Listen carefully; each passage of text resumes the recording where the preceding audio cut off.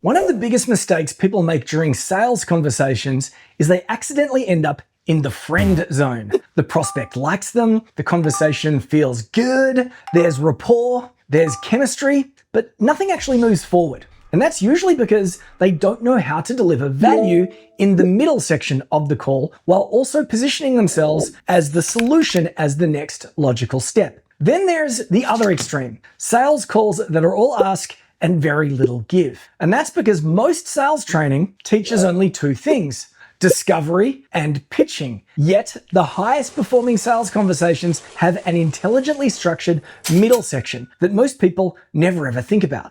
And this missing middle section becomes even more important if you've sold the meeting as a strategy session, a diagnostic, a review, an audit, maybe an assessment or planning call. If someone books time with you expecting a specific outcome, then you have an actual obligation to deliver on the promise you made when they booked the call.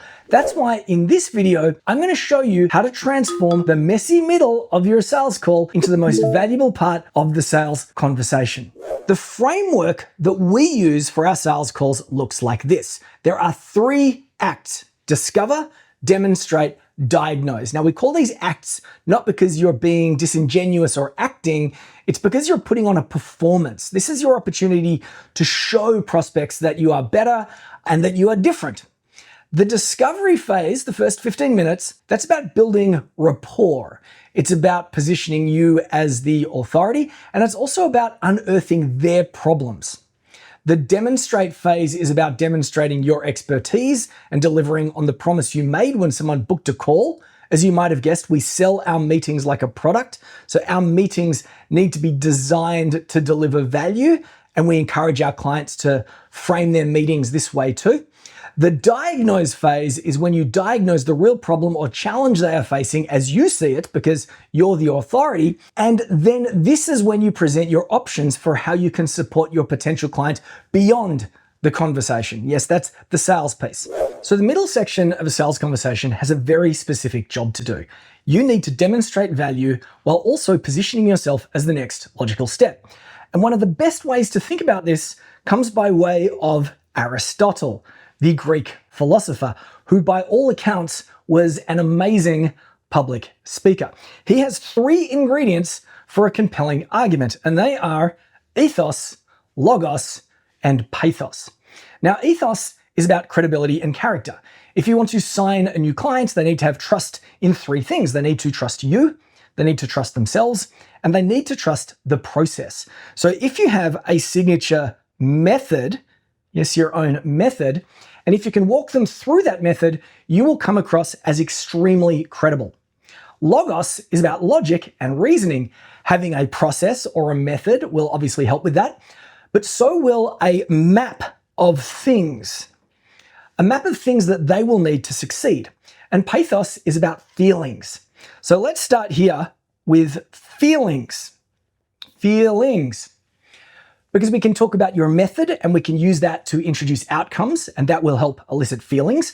The same happens if you can walk someone through a map of things. When you take someone on any type of journey, when you show them how to get from an unhappy state to a happy state, that will conjure up feelings.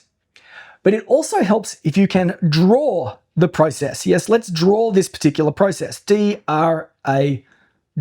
If you can draw the process or the journey, that helps. Ethos is about having a signature method. And this basically is a 3-circle Venn diagram in its most basic form when I'm having a sales conversation. I can draw this, or I can have something pre-prepared, something that looks like this. And I can walk through it. I can start by talking about one particular headache, and then another particular headache, and then another. So for example, when somebody enters our world, I might talk about the 3 biggest challenge that a knowledge professional or an expert in the B2B space might face. And they are things like, do you sometimes feel invisible? Where you are in a very noisy, crowded market and you're struggling to stand out. You're struggling to put yourself in a category of one. Does it sometimes feel like sales conversations take way too long? You're having 1 meeting, 2 meetings, 5 meetings, 10 meetings, and everybody's dragging their feet. Do you have no consistent way to get the leads in the first place, which means that you suffer this endless cycle of feast and famine, where you're hunting for the work and then you're pitching for the work and then you're delivering the work and then you're hunting and then you're pitching and you're delivering and you're going around and around in circles? So if these are the three big challenges, headaches, roadblocks, or pains, I can then talk about the inverse and what needs to happen to go from the unhappy state to the happy state. Of course, like all good sales conversations, I'm going to want to ask a bunch of questions along the way, finishing with something along the lines of, so of these three big challenges or roadblocks, if we could fix one of these, which do you think is most likely to have the greatest impact on your business? Now, this allows the prospect to self-assess. They will tell you what outcome they are seeking, and at the same time, you are delivering value. But of course, at a subconscious level, they will have begun to associate you with the outcome that they are seeking. They will begin to see you as the cure to whatever it is that ails them. You are already setting yourself up as the next logical step.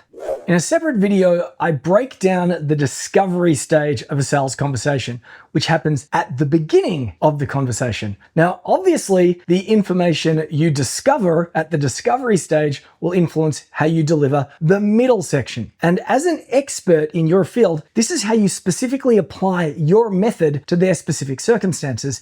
And this is where you dazzle the prospect, often with almost zero preparation. If you would like access to my B2B signature method mapping roadmap, leave me a comment, type roadmap, and I'll make sure that you get that resource for free. What about Logos? Well, if Logos is about logic, it's time to share your map of things. If a potential client has just told you what they think is the biggest barrier or set of problems in their business, again, this is your time to shine. Show them the things that they will need. Yes, what will they need to build? What will they need to buy, preferably from you? Because it's almost illogical for a reasonable human to think that they can get an outcome without things. In fact, the most common question that future clients want to ask at the pointy end of the deal is, what will I get? What do I get? And if that's the case, transform what you sell into a map that communicates the things that they will get. So this is our map. This is one of our most valuable pieces of IP. It's a strategy. It's a map. It also demonstrates to our clients the various building blocks, 1, 2, 3, 4, of a high-performing B2B business. It's a journey of actions. It is a set of deliverables. It answers the question, what do I get?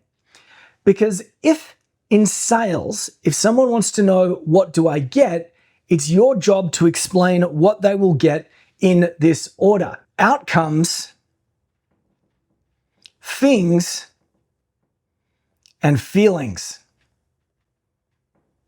So speaking of feelings, what about pathos? Well, when you draw your method or when you scribble out your map of things, you take your future clients on a journey with you, and sometimes it's an emotional journey because people only believe that their buying decisions are based on logic, right? But buying decisions are almost entirely based on feelings, which is why the most effective sales conversations, again, sell in this order: outcomes, things, followed by feelings, by harnessing the power of ethos, logos, and pathos. Hey, before you go, would you like to know how to handle the beginning of the call, the discovery stage, or the conclusion of the conversation where you pitch and get paid? I have videos on each of these topics. All you need to do is press one of those icons, one of those images, and take your pick.